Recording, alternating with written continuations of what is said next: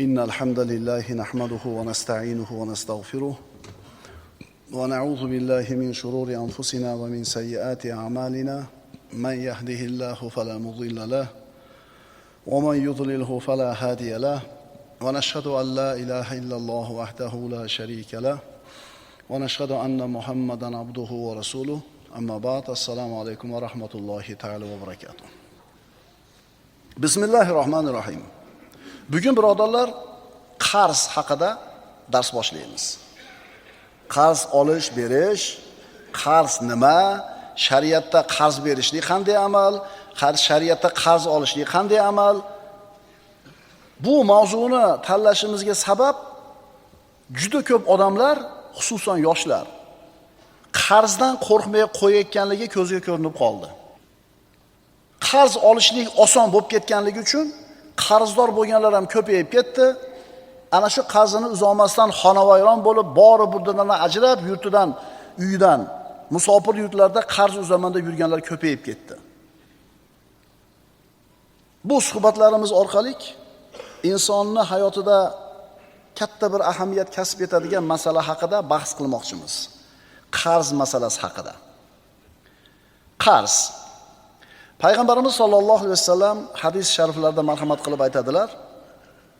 Abu Said al-Khudri roziyallohu anhudan qala nabiy sollallohu alayhi vasallam idza khalasa al-mu'minuna minan nar hubisu bi qantaratin baynal jannati wan nar fayataqassuna mazalima kanat baynahum fid dunya hatta idza nuqqu wa hudhibu udhina lahum bi dukhulil jannah.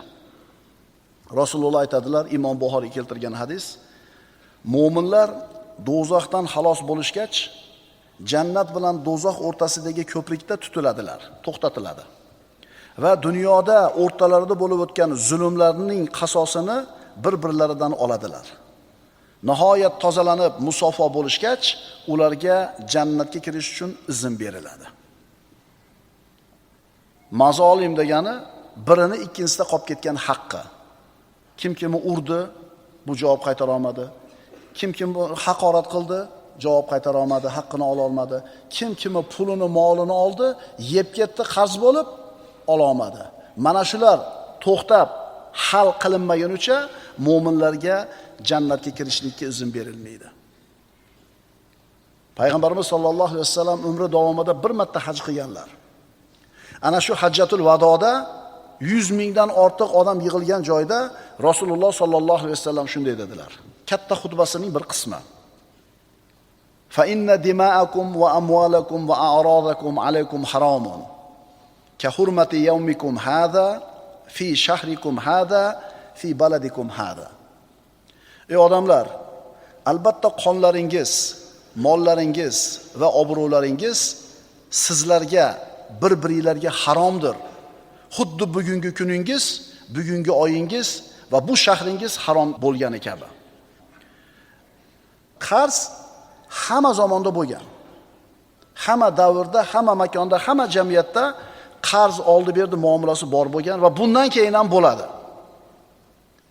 Ammo bizning zamonamizga kelib ayrim odamlarning mana shu qarzga bo'lgan munosabati avvalgi odamlarning munosabatidaqa bo'lmay qo'ydi. Ayniqsa yoshlarni. Yoshlar qarzdan qo'rqmayapti. Qadimdan odamlar bir-biriga yordamlashgan, qiyinchilik bo'lganda ko'maklashgan, biror bir ehtiyojini qondirish uchun bir-biriga qarz berib olgan. Ijtimoiy hamkorlik uchun qarz. Odamlar modomiki bir jamiyatda yashar ekan, birini mashaqqatini yengillatishlikka ikkinchisi yordam berishlik kerak. Hamkorlik bo'lish kerak. Biri qiylanganda ikkinchisi pul berib yordam berib turgan qarzga. Qarz olingan iqtisodiy rivojlanish uchun. Bir odamning tijorati yurib turibdi, kengayishlikka zarurat tug'ildi. Mahsuloti yaxshi ketyapti. Yana bir ozgina qarz olib zavodiga kirgizsa, yana bir 10 ta 20 ta odam ishlik bo'ladi, jamiyatda ehtiyoji qondiriladi. Demak, iqtisodiy rivojlanish uchun qarz olingan odamlar tomonidan zaruratni qondirish uchun qarz olingan. Biror uy kuyib ketdi to'satdan. Yo bir sel keldi, yer qimilladi, to'satdan ofat keldi. Ko'chada qolmasligi uchun shu odamga qarz berilgan. Demak, qarz insonlar orasida doim bo'lgan, hozir ham bor, bundan keyin ham bo'ladi. Muhimi qarz ishini islomiy axloq, shar'iy me'yorlarga muvofiq qilishimiz kerak. Qarz hayotimizdagi muhim ishlardan bittasi. Qur'oni Karimda qarz haqida oyat tushishligini o'zi bu masalalar qanchalar muhim ekanligini siz bilan bizga bayon qiladi. Boshqacha qilib aytaman. Qarz haqida oyat tushdimi? Qur'onda qarz haqida gapirildimi? Demak, bu yengil masala emas. Qur'oni Karimdagi eng katta sura Baqara surasi. Ana shu Baqara surasining eng uzun oyati 282-oyat. Qarz haqida. Astagfiru billah. Ya ayyuhallazina amanu idza tadayantum bidaynin ila ajalin musamman faktubu. Ey mu'minlar, agar belgilangan muddatga qarz olsanglar, uni yozib qo'yinglar. Mana qarz olasizlar bir-biringlardan, yozib qo'yinglar deyapti. Qarzni ustida musulmonlar nima ish qilish kerakligi shariat islomiyada aniq qilib yozib qo'yilgan. Odam bolasi borki, birodarlar, qarzdor bo'lib qolishi mumkin. Inson issiq jon, zarurat to'satdan bir kutilmagan ishlar bo'lib qoladi, qarz bo'lib qolishi mumkin. Hatto Muhammad alayhisalom ham qarz olganlar, birodarlar. Oysha onamiz roziyallohu anhodan ishtara Rasululloh sallallohu alayhi vasallam min yahudiyyin ta'aman bi nasi'atin va rahana dir'an lahu min hadidin. Rasululloh sallallohu alayhi vasallam bir yahudiydan nasiyaga taom sotib oldilar, arpa. Puli yo'q, qarzga nasiyaga oldilar va unga o'zlarining temir sovutlarini garovga qo'ydilar. Rasululloh vafot etganlarida ana shu yahudiyning uyida sovut qolib ketgan edi Rasulullohning. Qarzni lug'aviy va istilohiy ma'nosi. Qarzni lug'aviy ma'nosi arab tilidan kesish, ajratish ma'nolarini bildiradi. Sababi qarz berayotgan odam o'zini molidan bir qismini kesib ajratib berayotgan bo'ladi. Bu lug'aviy ma'nosi. Shar'iy ma'nosi qarz biror kishiga ma'lum muddatga qaytarish sharti bilan berilgan pul yoki mol. Bir narsani berdingiz, pul yoki mol, paytda qaytarib berasiz. Mana shu istilohiy ma'nosi bo'ladi. Birodarlar, islom dini, shariati qarzga bir jiddiy yondashadi, bu masalani jiddiy ko'radi. Bir tomondan qarz berishlikni ulkan savobli ish ekanligini aytsa, shariatimiz, ikkinchi tomondan qarzdor ana shu mas'uliyatni his qilib tezroq qarzini qaytarib berishlikka majburligini, javobgarligini ta'kidlaydi. Kimdir aytishi mumkin. Domla, qarzni yaxshi narsa emasligini hamma biladi-yu, nima keragi bor bunaqa mavzuda dars qilishdi? Qarzni yaxshi narsa emasligini hamma biladi, nima keragi bor bunaqa dars qilishdi? Unaqa savol beradiganlarga aytamizki, bu gapimizni tez-tez takrorlab tursak kerak. Biz qarzdan ehtiyot bo'lish kerak deyotganimizda, manaqa yoshi katta, hayotiy tajribasi ko'p, boshidan issiq sovuq o'tgan oqsoqollarni nazarda tutmayapmiz. Bu darsimizdan ko'zlangan maqsad yoshlar. Zamonamizga kelib mana shu qarz olish, kredit olish, nasiyaga buyum olishlik ommaviy hisob ketdi. Endi ana shu olinayotgan qarzlar, nasiya buyumlar aslida kerak bo'lmagan narsalar bo'lib qoldi. Telefon, mashina, konditsioner, mikrovalnovka zarurat emas. Ammo yoshlarning orasida shu narsa ommaviy bo'lib ketdi. Tushunarliga bu darslarda biz kimni maqsad qilyapmiz?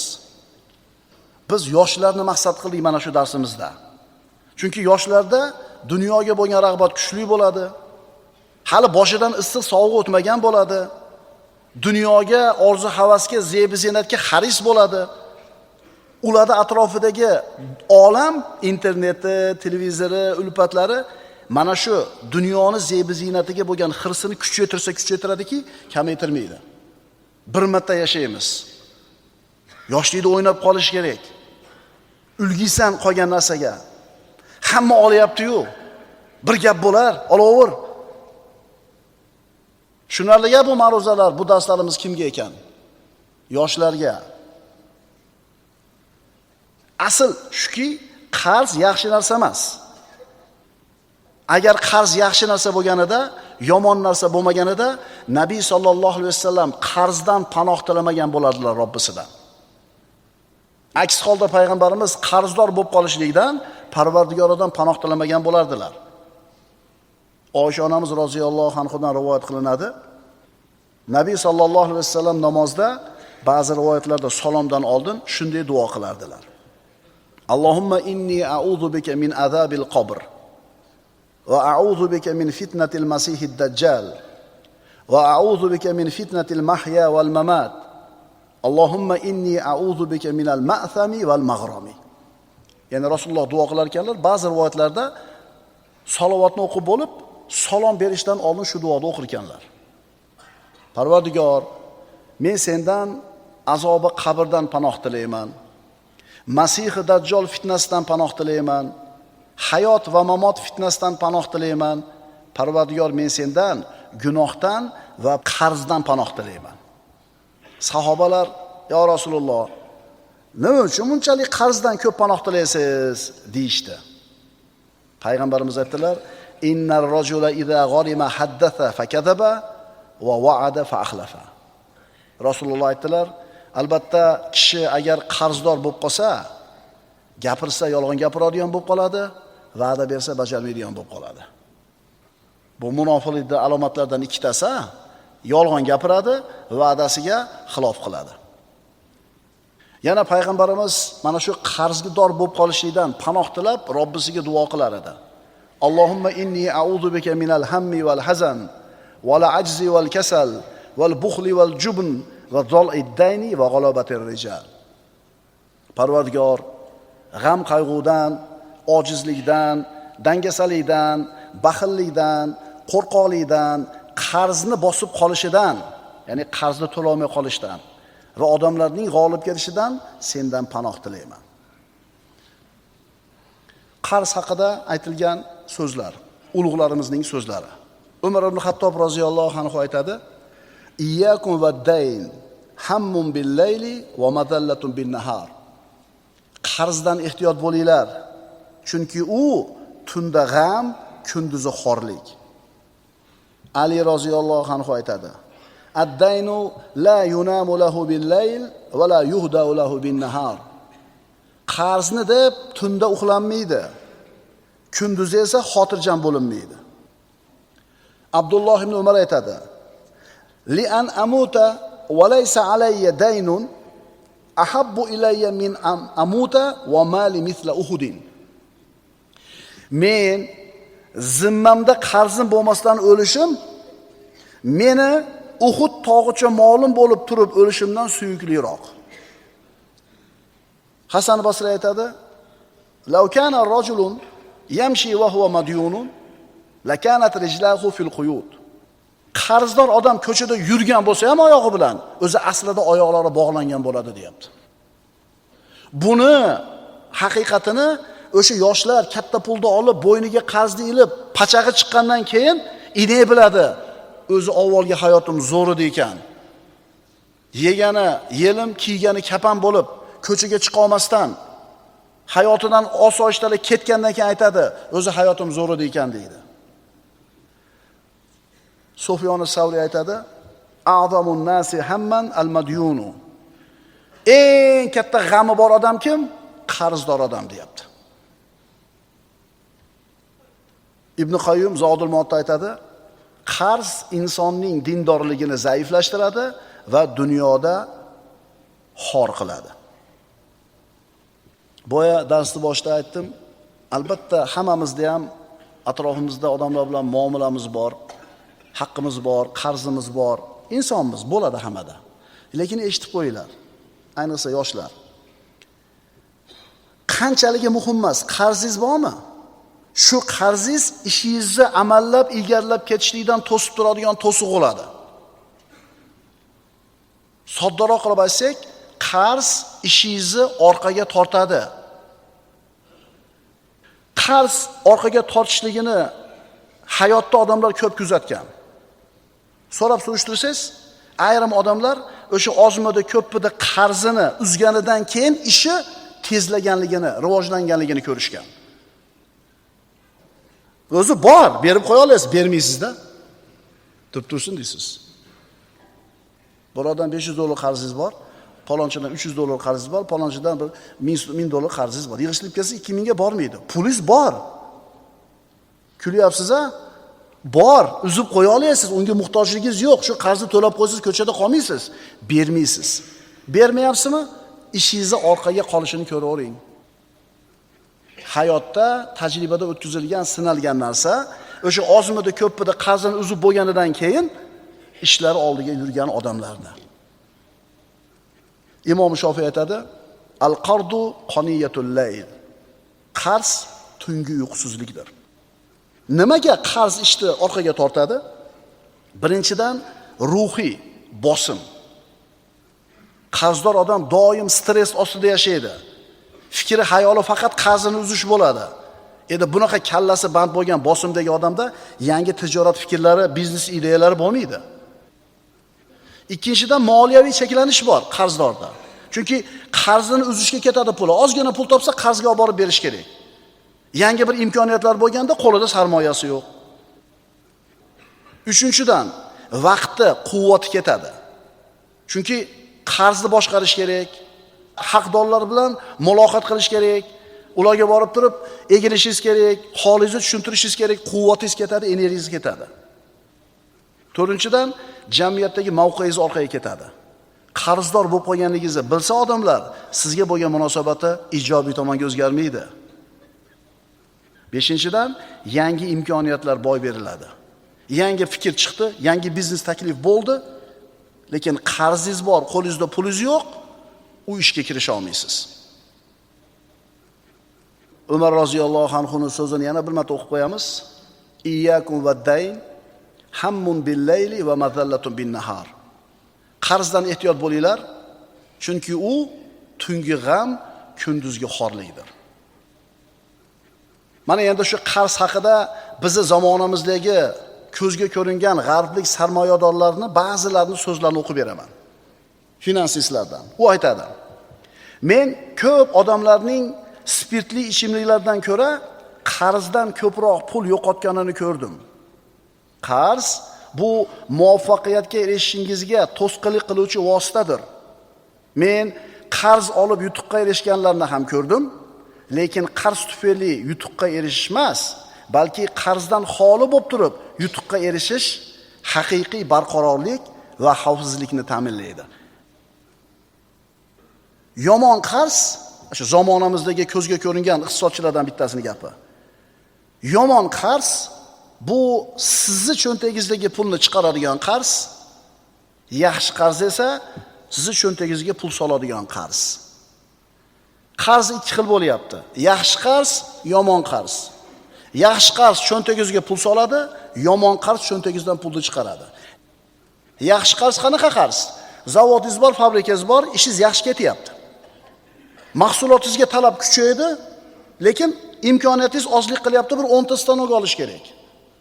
10 ta stanok olsangiz, yana bir 20 ta odamni ishga olasiz, elni ehtiyojini qondirasiz, yana pul keladi. Demak, bu yaxshi qarz. Ishingizni rivojlanishiga sabab bo'ladigan qarz. Cho'ntagingizga pul soladigan qarz ekan, yaxshi qarz. Ikkinchisi nima bu? Yomon qarz. Sizni cho'ntagingizdan pulni chiqaradigan, ortiqcha orzu-havasga sarflanadigan qarz. Bizda qaysinisi ko'proq olinadi? Yana aytiladi, qarz bu sizni kelajagingizdan bugunga pul olish. أقول قولي هذا وأستغفر الله لي ولكم إن الله وملائكته يصلون على النبي يا أيها الذين آمنوا صلوا عليه وسلموا تسليما والسلام عليكم ورحمة الله وبركاته.